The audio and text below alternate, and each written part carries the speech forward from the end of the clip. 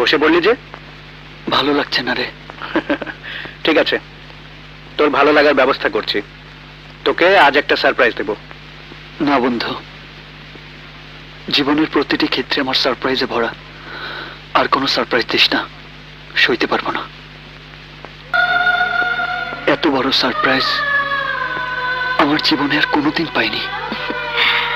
আপনার গল্প আমি শুনেছি, দেখার খুব ইচ্ছে ছিল। আজ নয়ন সার্থক হলো। তোমার নয়ন সার্থক হলে কি হবে? ওর জীবনটা জ্বলে পুড়ে ছারখার হয়ে গেছে। ও কথা কেন বলছো? আর বলো না, মেয়ে মানুষের চরিত্র দেবতারাও বুঝতে পারে না। এই যে তুমি আমার বউ, আমাকে এত ভালোবাসো, পারবে কোনোদিন আমাকে ছেড়ে চলে যেতে? এই জীবনেও পারবো না। না, অন্য কোথাও যায়নি, এখানেই আছে। এখানে আছে? কোথায়? সাথী রে খুঁজি তোমায় শুধু আমি,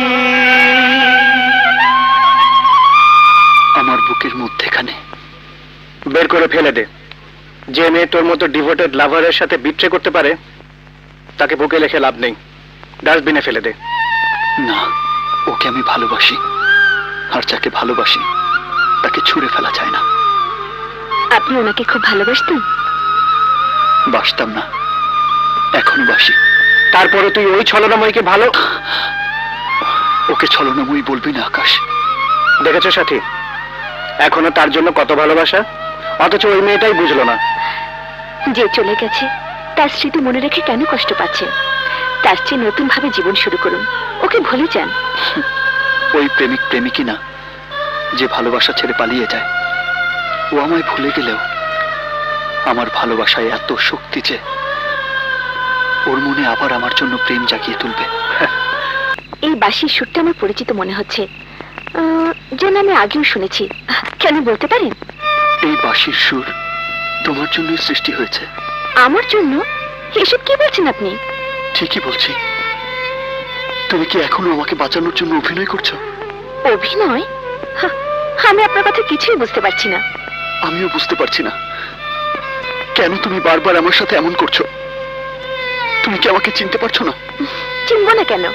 আপনি আমার স্বামীর বন্ধু। আপনি গান করেন তা জানতাম, কিন্তু এত সুন্দর বাঁশি বাজান তা জানতাম না। ওনার বাঁশির সুর আমাকে এখানে টেনে এনেছে। না মানে ঘুম আসছিল না তো, তাই বাঁশি বাজাচ্ছিলাম। তোর বউ এসে বলল বাঁশির সুরটা তাকে মুগ্ধ করেছে। সেরেছে। বাঁশি তোমাকে ঘর ছাড়া করেছে? দেখিস বন্ধু, তোর বাঁশির সুরে আমার বউকে পাগল করে দিস না। ভয় নেই, আমি সকালেই এখান থেকে চলে যাব। চলে যাবি মানে? কাল সাথীর জন্মদিন, তোর কিছুতে যাওয়া হবে না। আমার মৃত্যুর দিন যে কাছে চলে এসেছে।